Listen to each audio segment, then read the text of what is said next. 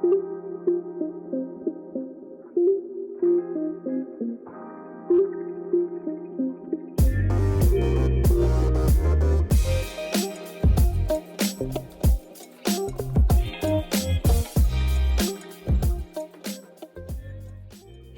you've made it to the podcast Recovery Captured, hosted by me, Shannon Louise, a certified recovery coach and self-verified addict. Join me on my journey through my recovery from mind-altering substances, eating disorders, depression, and much, much more. During this podcast, you'll hear my personal experience, thoughts, and opinions, as well as my guests' stories through their own recovery. I hope that you're able to take something away from this podcast and use it as a tool to help you see that your story is picture perfect.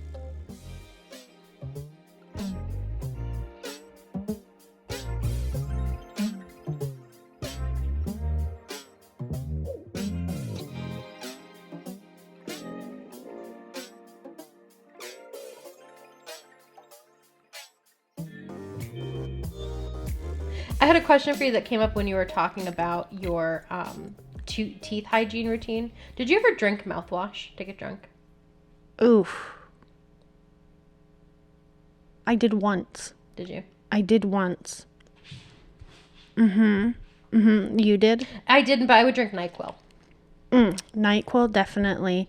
Robitussin?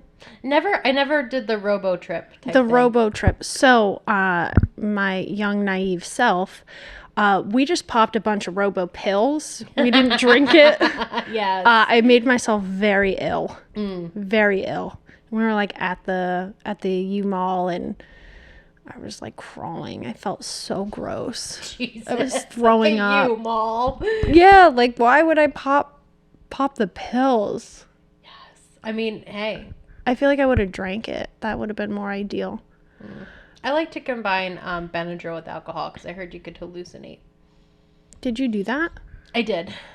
Did you hallucinate? I don't remember. I probably just blacked out. You skipped right over it. Right? No, I just, yeah. Did you want to hallucinate?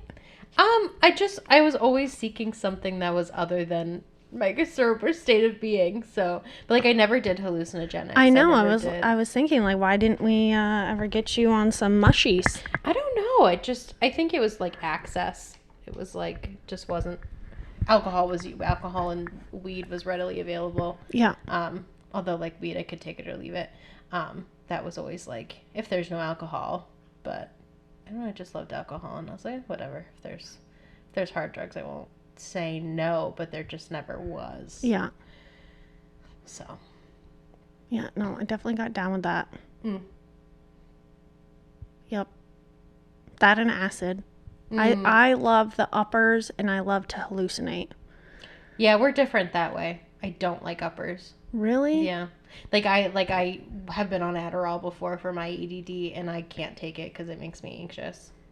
I like to go down. Yeah, I mean, I have noticed that the Adderall does amp me, like my heart rate up, so I do feel anxious, like that overlying feeling of anxious, but I know I'm not anxious, and I know I just need to, get used to that. Yeah.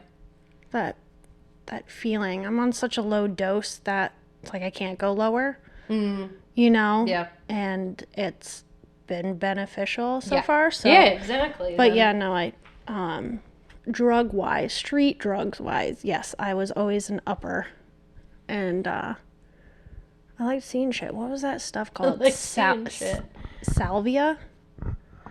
Sarsaparilla. I feel like that's what it's called. I can't remember. I think it's salvia. I don't know. It was like looked like weed, kind of, maybe like oregano. Okay, yeah. And I think it is salvia. Yeah, you would smoke it. So they sold it in smoke shops forever. And Interesting. it was a little bit more than weed, but I smoked that. It was so good. I was over at Colchester Pond, and I was on the dock, and I immediately, I was in a different realm. I thought you were gonna say you fell in the pond. No, if I did, I was like ankle deep. No, I was on the dock still. We had a bunch of friends there, so they were all like, we were safe about it. Yeah. We're safe doing drugs. What the fuck? No, we were good. And then my friend took it, and he stood up, and he could not even see us. I couldn't see them either, but he couldn't see us. He's in a totally different realm. He's screaming at the top of his motherfucking lungs my name. He could not find me. He lost me, and he was really concerned. Oh, that's scary to me. It is. And then you're out of it within like minutes. It's just such a short high.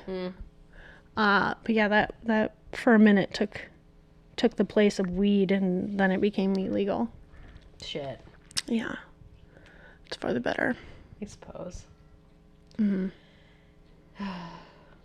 But anyway, what are we going to talk about today? So we're going to talk about recovery during the pandemic.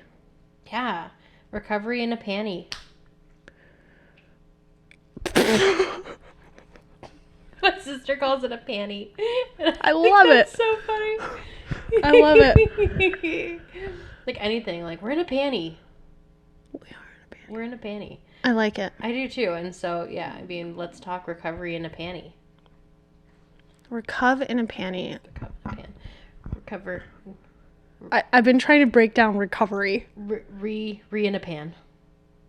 Repan. Repan. Repan. Rippin'. Rec pan.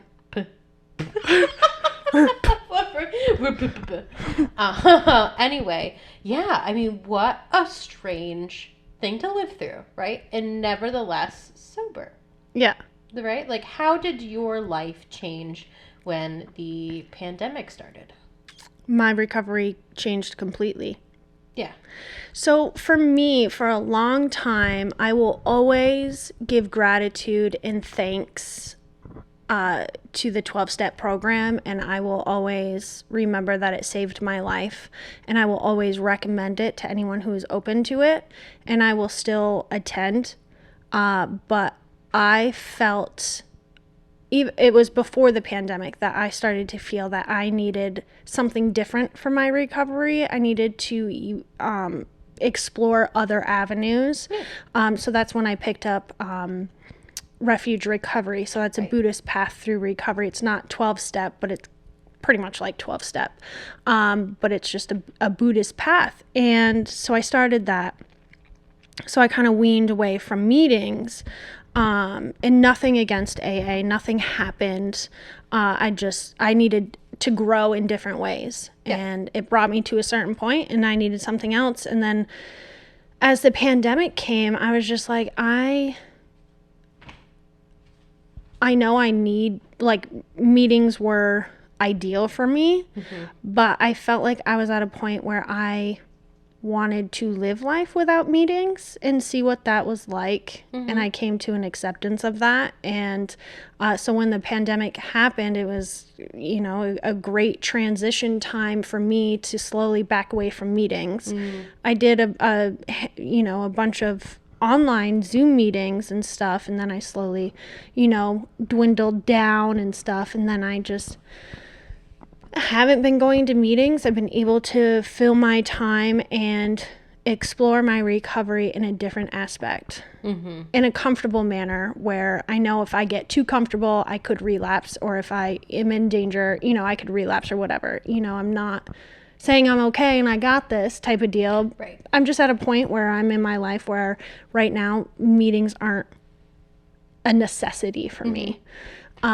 So for me, meetings and the 12-step program and other programs kind of disappeared. Yeah, I'm trying to pre-pandemic feels like so foreign that I can't even really remember what the fuck I was doing. But I remember because I participate in a 12-step fellowship, because that's just what works for me. And that's like the beauty of recovery is like there are so many things, right?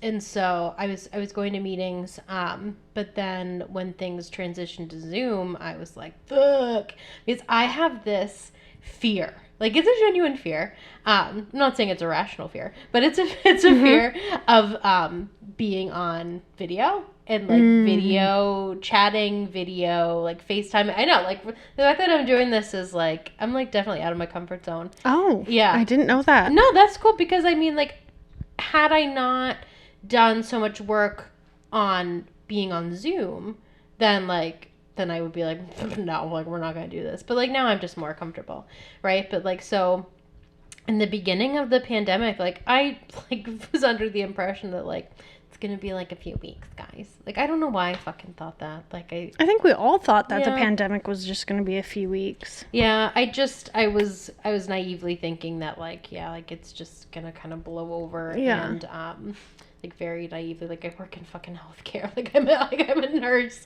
And I was like, it's just gonna go by. Like, I don't know. And so I just chose not to participate because I was like, oh, like, that makes me super nervous. I don't want to do it, right? So I didn't. And then as time went on, I was like, okay, like, it's not changing, right? So, like, I would go on, and I would just leave my camera off. Yeah. You're right. Like, I would go on, but then, like, I found that I was, like, walking around, like, doing my laundry and, like, cooking dinner and, like, on my phone and stuff. And so I was like, okay, like, am I really paying attention? Not really. But I was like, but at least I'm here, right? Which, to an extent, like, okay, but I'm also co-signing my own bullshit with that. So that continued for a while until I wouldn't share, right? Like, it was just, it's just listening, right?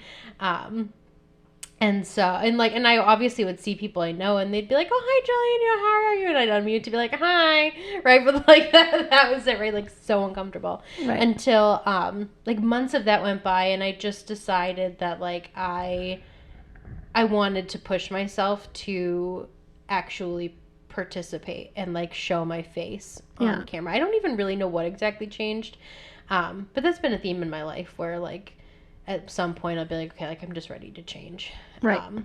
And so, like, I felt like my higher power or, like, the world was testing me because then my computer camera didn't work. Right. And so it was like, okay, if you, like, you really want to do this, then, now we're going to add an extra step of you got to go buy yourself a separate webcam. Right. And I did. And I started using it, and it was so fucking uncomfortable. But, like, I just kept doing it. Like, I kept putting my face up there with the camera on, and then proceeded to start sharing, and then volunteering to chair in the fellowship, like, chair the meeting, and so, but yeah, it was super uncomfy, and I was super resistant. Uncomfy. Uncomfy in the panty. But honestly, it got to a point where I really started to love Zoom fellowship meetings. I was like, this is great. Like, I'm in my recliner, my dog's on my lap, I'm crocheting. Convenient. It's convenient. I don't have to worry about parking anywhere. Like, fuck yeah, right? To the point where now, as the panty is getting better, more people are getting vaccinated, and people are, out and about, and fellowship meetings are going in person. I definitely am participating in in-person meetings, but I've joined a particular group in this fellowship that has a meeting that's going to stay on Zoom forever. Right. Nice. So, like, yeah, like, I have a Wednesday night fellowship meeting that will always be on Zoom, so that way I can still get my Zoom fix as well. The best of both worlds. Right, exactly. So it's like me and my 7 personalities.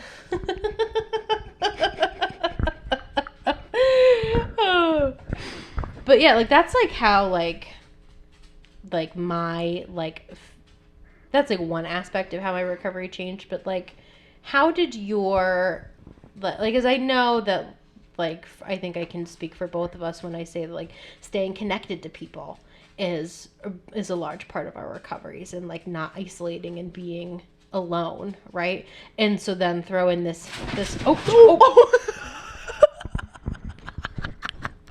oh my God. Hi, Boyd. This is my dog. And for anyone who's just listening to the video, that horrible scrambling noise was my dog trying to jump over Shannon's bag of goodies, insisting on being on the couch. Oh, now some ASMR in the mic. Okay, this is a lot. This is embarrassing. Down. For me, the pandemic really affected so I really have a small social group. I'm such an introvert. Okay. So with both of that, An invert? what did I You said you're an invert.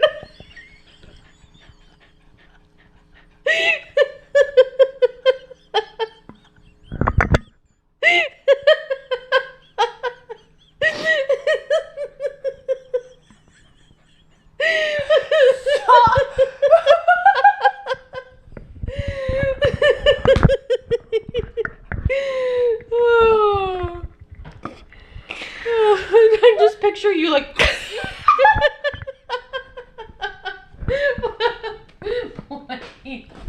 Wait, like come out, pop yourself back out. It's like an uncircumcised penis. Yes. Or like a belly button. It's like. Or like that penis I was just telling you about. Oh my god, it was on your mind. So It was. oh my god. So anyway, you're an invert. I'm an introvert. And oh my fucking god. So my social life went down to nothing. Yeah. Because I find it really weird to have like a Zoom with you or like FaceTime. I don't know why.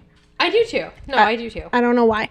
I mean, I did like, there's these certain apps that you can get, and there's games, and you can invite people to the games. And so there's a bunch of you guys didn't know playing. about that. It was really cool. Don't remember the app, but so we would get a bunch of us together, and that was just like a first, few weeks Yeah. of it. And then it's just like people were going through the same thing. Yeah. People were scared. People, didn't leave. A lot of people, there was just a lot of fear. And so Totally. kind of pushed the relationships to the side. I mean, we barely talked. Right. Like, yeah, Right. we have a phone. We can call each other. Right. We have texting. We could text more, but we didn't. Right. I don't, Right. I don't know. Right. And, on the other hand, I'm an invert, and my invert self loves to be by myself. Like, that's my favorite thing. So it was like a blessing in disguise that I now have permission to stay home, do everything I have in my house, Yeah. and hang out with my dogs. Right. Right. Like, that's great. Yeah. No, that makes a lot of sense. Yeah. What about you? I was very, very fortunate in that I was able to, like, I, like you, am an invert. And I get a lot of social fulfillment out of work. Yeah. Like, I'll go to work, and just being around people all day and talking to people, I find, like, exhausting. And so, like, I don't come home and feel like I need to, like, be with more people. Mm-hmm. And so I was very fortunate in that I continued to work during the pandemic. Yep. Like, I never worked from home. Like, it was always in the office with people. Mm-hmm. So I can't speak to what it would have been like to, like, lose my job or work from home. Yeah. And not, and for that I'm eternally grateful, because I, like, as much as I am an invert, I don't, it's gonna be the new term. I like it. Like, as inverted as I am, I don't think I would have handled that well. I think I would have had a very hard time. And I think that would have, and then in addition to, like, feeling uncomfortable with, like, FaceTime or Zoom or whatever, like, I wouldn't have reached out to my fellowship meetings and stuff. I don't think it would have been good. So. No, I too worked through the whole pandemic, but one of my jobs as a recovery coach, I was working out of the center, so I would meet my coachees down at the center, and then that closed. Right. So then I did do part of my work from home, so I was doing Zooms with my coachees or FaceTime or whatever, and I still continue to do that. Yeah. It's a convenience for both of us. And, there's sometimes that we can meet up or whatever now that everything's open, but I still am working from home with that aspect. But for my day job, I was working every day. And I also feel like I didn't get, like, it didn't take a big toll on me because I was still working. Like, my life didn't change. You know what I mean? It just, my friendships kind of just slowed down. Yeah. No, I do. A lot of things for me didn't change day to day, but also a lot of them did. Like working in healthcare, there was so much uncertainty, and having patients call daily with fear about what's going on, and understandably so.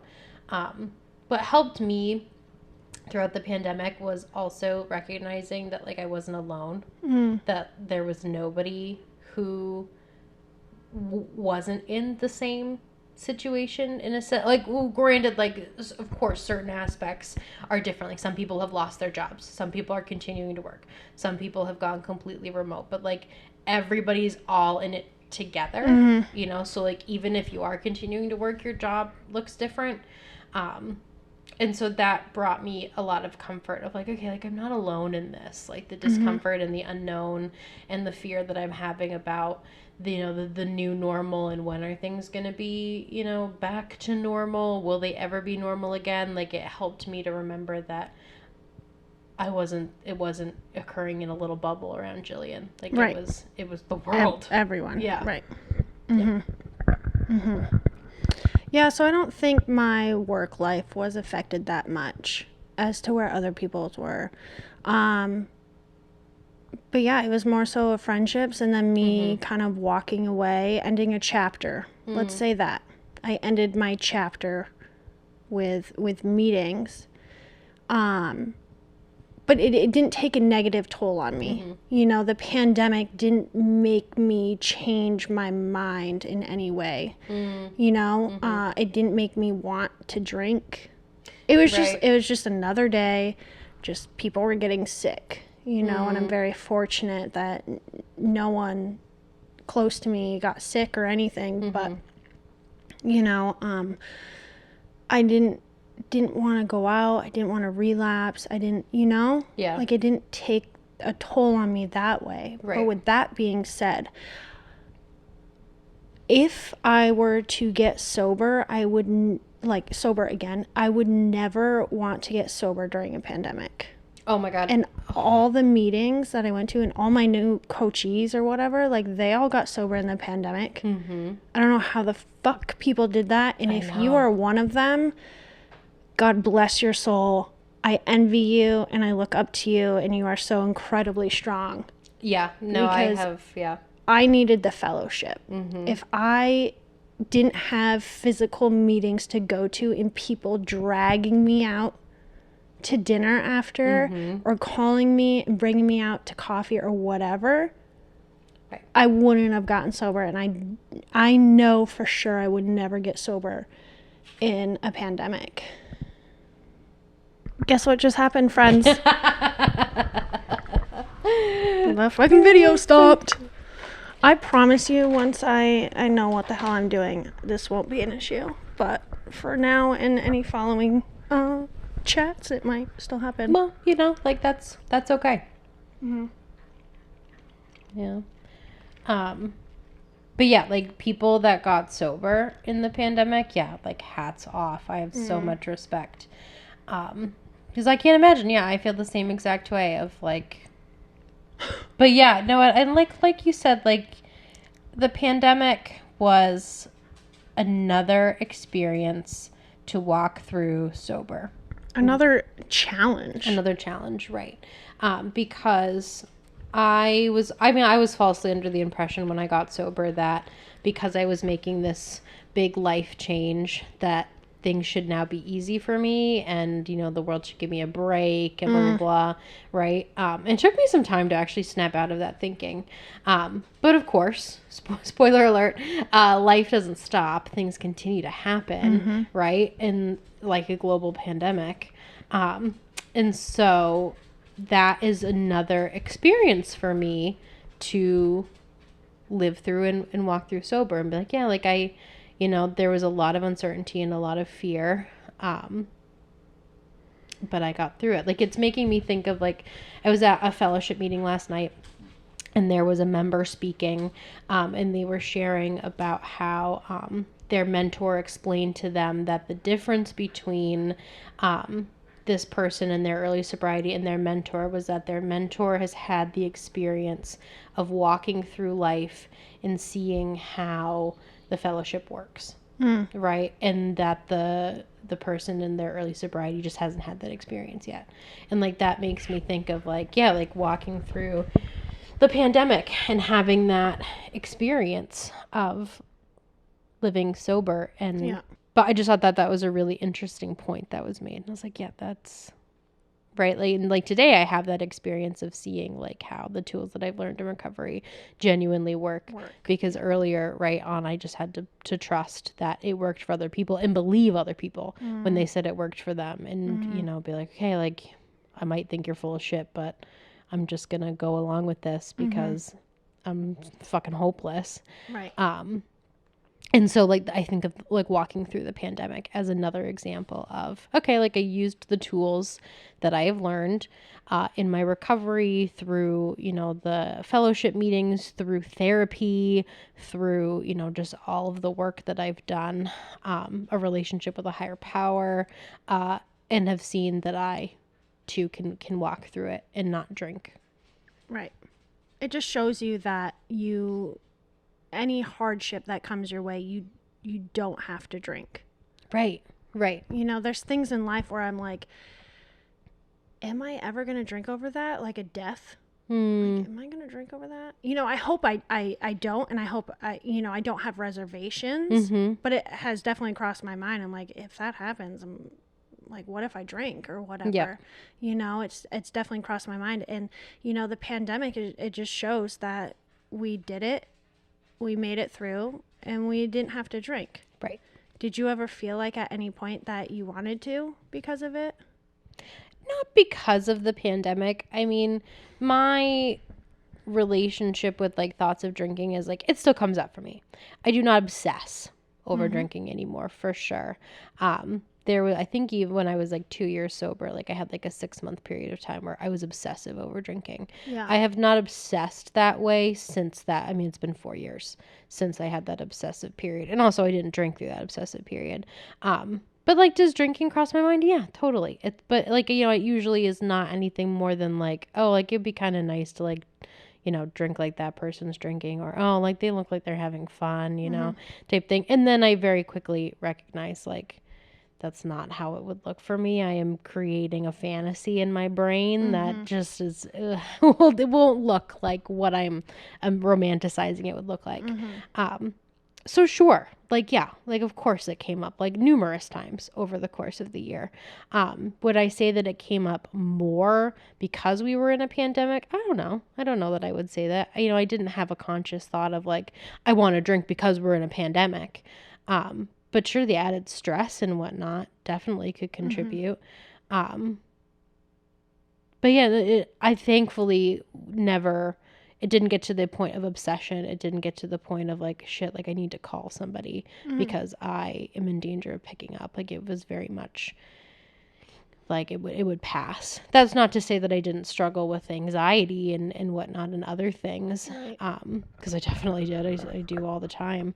But drinking didn't seem like the choice to make. It didn't seem like a good choice, or one that was seriously on the table. So you mentioned your toolbox. You were able to get through this pandemic and stuff, and you said the word, I got to use my tools. So I know tools. I know your tools. We have the same tools and different tools. But for someone who is new to recovery from anything, right? Yeah. At least for me, I know when I was new, I was like, what are you fucking talking about? Like, am I supposed to carry, you know, a wrench? I'm a hoe. I got that. But, like, do I need a screwdriver? You know, am I supposed to be carrying a hammer? Yeah. Like, do I need this belt? Do I need to, you know? I did not understand what tools were, what people were talking about when they mentioned it and talked about using them. So I'm sure that there's newcomers, too, that also may be curious of, like, okay, you got through the pandemic with these tools, but Right, what the fuck are you talking about? Yeah. What are they? Yeah. That's such a great question. And I feel like I would need time to come up with like a truly adequate list. Yeah. But like what comes to mind immediately is one of the basics of the ability to pick up the phone, right? And call that somebody. 1,000-pound weight. Right, exactly. Like my mentor in early sobriety, like pre-sobriety, I had so much fucking phone anxiety. I was like just calling to like get takeout or schedule a doctor's appointment. Like I would be like racked with anxiety. Okay, Dane. Yes. And so when my mentor was like, I want you to call me every day, I was like, are you fucking nuts? Right? Yeah. It's like, I don't call people. Right. Like I call my mother and that's it. I can text you. Right, exactly. Email? Fine. Totally, right? Anything less personal, right? Than actually talking on the phone. And so, but I did it.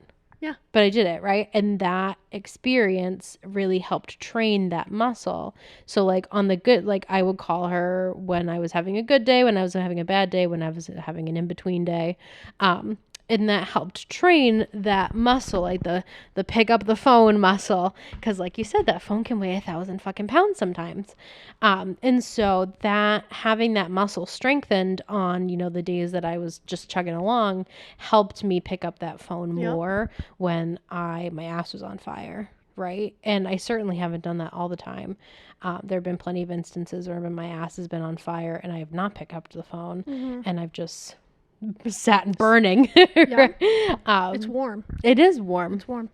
Right. And it seems more comfortable than picking up the phone does. And so, but the times that I have, right, have been so well worth it. And I've done it afterwards and taken the suggestions given to me by her or whoever else I called, and have actively felt better. But anyway, that's all to say that having phone numbers in my phone of people that I can call when I am struggling is huge, is monumental. Are we talking about friends from the fellowship or my drug dealer? We're talking about friends from I mean, let's just be clear for those people. They're like, okay, I got all these contacts. Yes, very good point. Yeah, all three of them are my drug dealers. So we need to get new numbers of sober people alike, or people that I guess normies. I don't know. Yeah, I mean, I have been very fortunate to have like my best friend is a normie. Yeah. And that's someone that I can go to. Right. You know. Me too. And so I mean, like whoever provides you support in your life, whether that's family, friends in a sober fellowship, friends who are, you know, normies who are supportive of you. Like it's just so important. I can't recommend that highly enough to have people to reach out to, and don't sit alone in your shit, and don't call your drug dealer. Don't call him. Don't call your drug dealer. Duly noted. Yeah. Duly noted. I mean, probably delete their number. That was the first thing I did. Yeah. That was the first thing I did. Yeah. What other tools? So some of the other tools that have come in time for me is and this is kind of a big one, but like this trust, right? And this belief that I can get through things. And so what that looked like early on for me was my mentor would say, you know, you can believe that I believe in something, right? And so like that usually was used in terms of like a higher power, which is a whole separate thing. But like I also like to use that with other people that I mentor in terms of like, you know, who are in a bind and they're like, I don't know how I'm gonna get out on the other side of this. I'm like, well, I believe you are, and you're gonna come out on the other side of this okay, and that things are gonna change. And if you don't believe that about the situation than believe that I believe. And then it's like, okay, I can do that. Right. Or I can work on the willingness to believe that you believe. Right. Yep. And so that was definitely like getting my foot in the door in terms of belief and trust and just trusting that things are going to work out.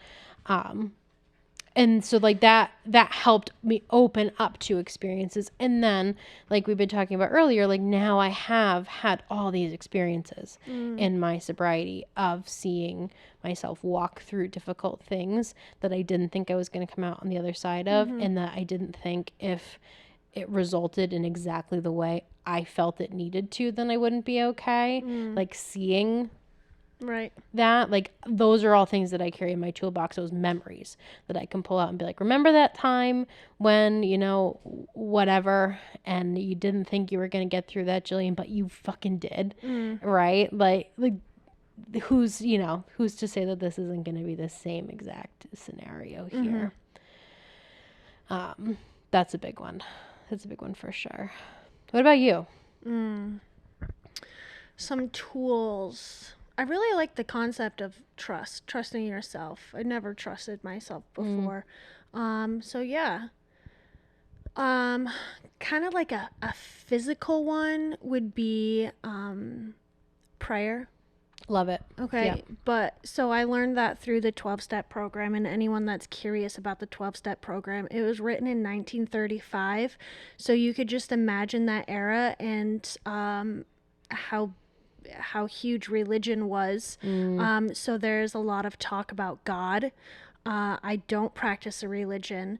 So I was able to take the word God and use it as a higher power, or Gus, guy upstairs. Oh, I love that. You know, like whatever.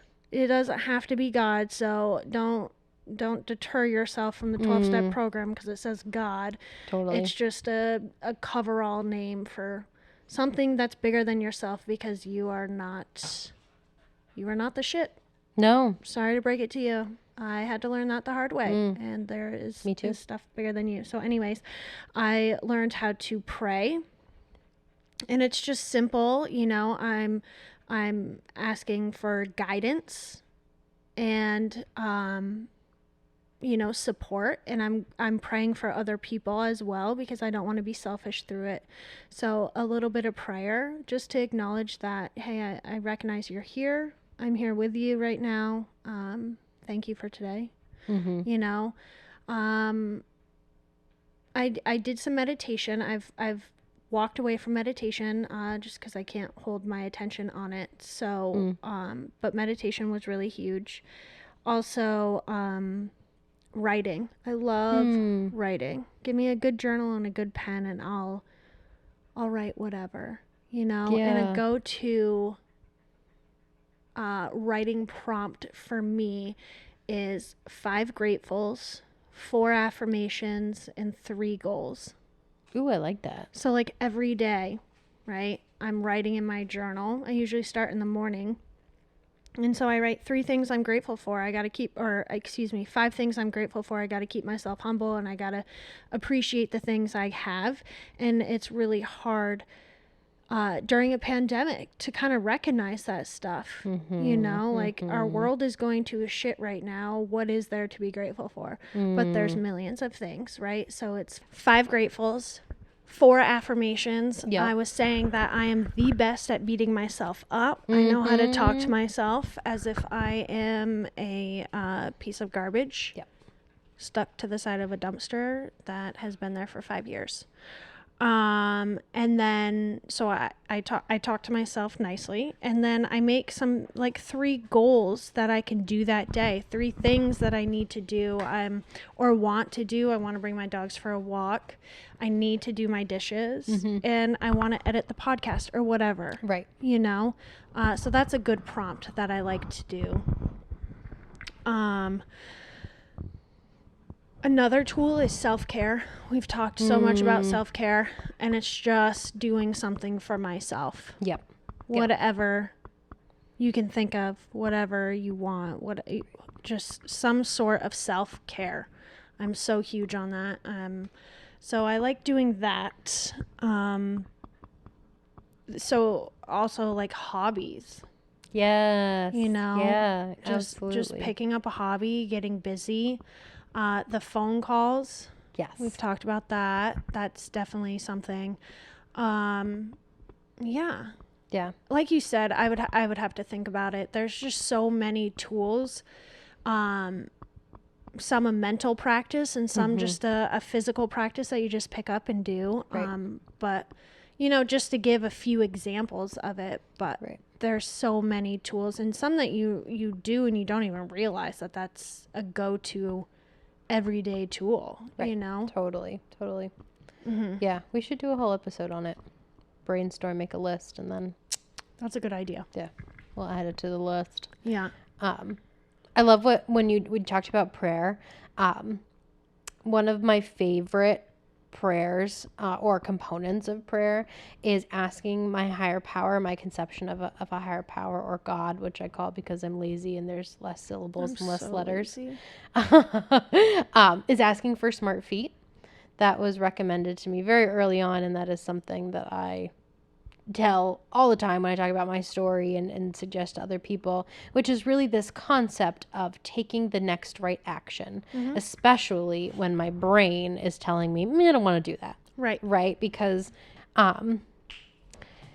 it's because I have a brain that doesn't always want to do what is best for me. Right. More often than not, it doesn't want to. Right. And so the important part is, what's the action I'm taking? What are my smart feet making me do, right? Like, I love smart feet so much that I have 12 footprints tattooed on my leg because I love it. 12-step fellowship and smart feet and etc. You get the picture. But yeah, like, that's a huge tool for me, is like, when in doubt, like, God, help me with smart feet. Thank you for smart feet. Thank you for, helping me take the action that I have, and please help me to continue to use the smart feet that you've given me. Right? Like, that is a mega part of my prayer and my recovery is smart feet. Mine is thanking God for today, because for so long I didn't want today to come. I didn't want to be here. I never wanted to act it through because that always scared me, but I just didn't want to wake up. I didn't want to be here. Totally. Right? Yep. So I always, start off with, thank you for my sobriety and thank you for today. Yeah. Because without my sobriety, I will not have today. Yeah. Amen. Yeah. So I always thank him for today. And then I'll like pray. I'll make up like a random scenario. I'll be like, I pray for the kid in Oklahoma that just lost his grandma to breast cancer. Because you fucking know that there's someone out there that's dealing with that. Yeah. So I'm like, here's my energy. Here's my prayers.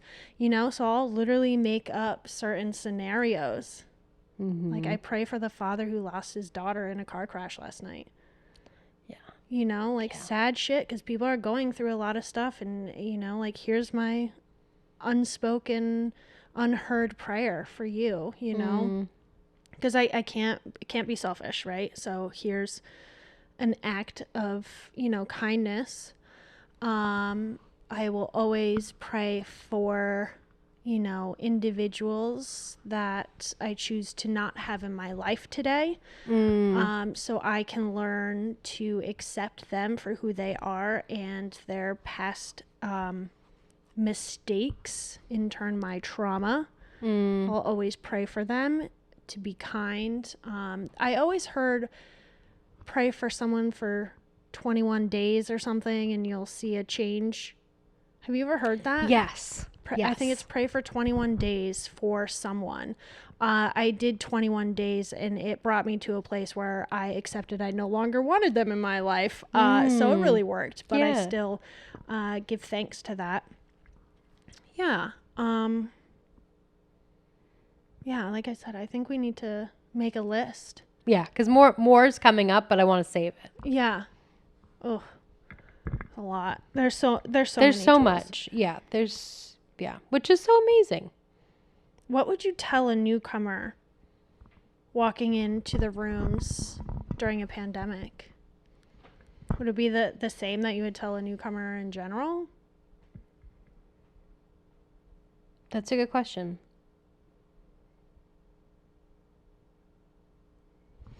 I mean, I guess if I were to encounter a newcomer like on Zoom, I think most of my guidance would be the same, but I think I would really push all the more so for getting numbers and staying connected. Exactly. Because it's harder. Mm-hmm. The At opposite least- of addiction is connection. So Yeah. getting all those connections, building that family Mm-hmm. via Zoom is Right. like the best that you can get right now. Right. Mhm. Right, exactly. And so stay connected as much as you can. Because it is different. Right. Like I mean, I've been going to in-person fellowship meetings and participating in actual fellowship after, right, with like people that I've kind of gotten to know on Zoom, but now are like actually seeing in IRL, right? Right, in real life. Oh. That took me way No, too that's long. that's cool. I feel like I'm just like a middle-aged woman like trying to be like hip and connecting with kids, being like IRL. What is the remember the MTV program? Oh my god. URL. TRL? Tiara? I don't know. You know what I'm talking But about. I think Carson so. Daly? Is that who I'm Yes, I thinking think it of? was TRL. TRL. Do you remember shows like Tool Academy on VHS? Oh my god. And like that show where on MTV where it was the parents and their kid, like they didn't like their kid's significant other, and so they would pick, like each parent would pick someone that they liked for their child to go on a date with, and then at the end they would see whether their kid wanted to pick their significant other that they were with already or one of the parents picks. No, but I do remember Room Raiders. Yes, that too. Yeah. Oh my god. MTV why? in its fucking prime. I know, but why?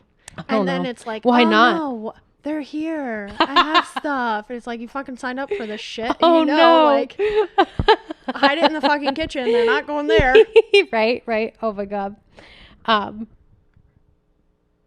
IRL. I was like, how the fuck did we get onto that topic? Anyway, people that I've been like meeting that I've gotten to know on Zoom, like Brady Bunch style, right? Oh my God, I love it. Yes. And now like actually seeing them in person and interacting. Yeah. It's really cool. It's really uncomfortable. It's a fun way to make new relationships. Yeah. It's all wild and it's all uncharted. But the nice part is, and like I talked about earlier, like it's uncharted for everybody. Right. You're not going through it alone. No one's like, I'm an expert on how to socialize during a pandemic. Right. And if you are, then I have multiple questions for you. They're probably a serial killer. Probably it's another serial killer trait. Yep. But yeah. Yeah, I think I would say the same for a newcomer is just make all the connections that you can. And, you know, when I sponsored individuals in the 12-step program, 90 meetings in 90 days. Mm-hmm. We're in a pandemic, and if you're not working, you know, I would suggest to go to more. Yeah. You know? Yep. Just for to sure. stay even more connected. Absolutely. You know? Yeah, like at a minimum. Yeah. Right. Yeah, so for me, I don't know. I know the pandemic hit all of us differently. And maybe this is a topic that I talked to with a guest. Maybe someone who lost their job or had to work remotely or something, you know? Right. Whose life really got Flipped and turned upside down. I'd like to take a minute and just sit right there. Tell you a little story about how I became the Prince of Bel-Air. Do, do, do. Dun, dun, dun, dun, dun. Yeah. That tune was incorrect for both of us. Very but much that's so, okay. but that's all right. But I think they have the picture. They sure do. Yeah, I think that would be a good topic for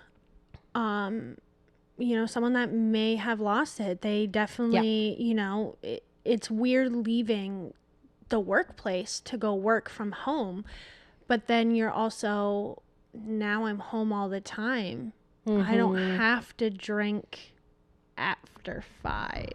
Right. Now I can exactly. drink on my lunch break. Exactly. Or, I don't have to worry about where I'm going to get my next fix or whatever, because you're already home and everything's right there for you. And Amen. And then you build even, like a worse habit, because once you like that, you might as well just keep going because that made you feel good. Right. And then here's our long-term habit that we now need to kick. Right. You Right. know? Exactly. I don't know. The pandemic was just another day in the life for me. Yeah. In a sense. And I don't want to sound like. Right. No. I get where you're coming from. I think. Yeah. I don't know. Maybe, we recap it a little bit more when we're further out from the pandemic, because we just opened up just a little bit ago. Yeah. You know, and then we can maybe recap it for, what it was like coming out of the pandemic or whatever. But I think we should call it quits. I do before too. this fucking camera turns off. Camera. Yeah. I am over it. I actually have a resentment towards it. It better make an amends to me quickly. Start your 21 days of prayer for the camera. That's what I'm doing. I'm going to pray for you. But yeah, I think we should just cut it short now and try to come up with some more content for later time. Fuck yeah. Yeah. Yeah. All right. Bye.